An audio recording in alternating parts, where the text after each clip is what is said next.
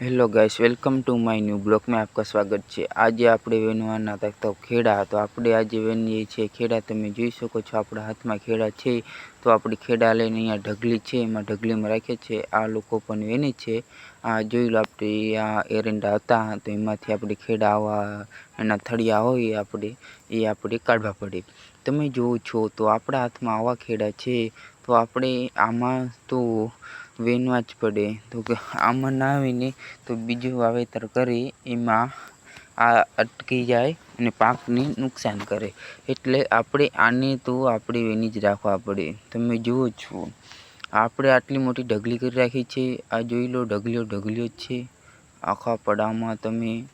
તમે જોઈ શકો છો આપણે ભાઈઓ મિત્રો, તમે અહીંયા જોઈ લો આપણે ઢગલીઓ કેટલી મોટી છે।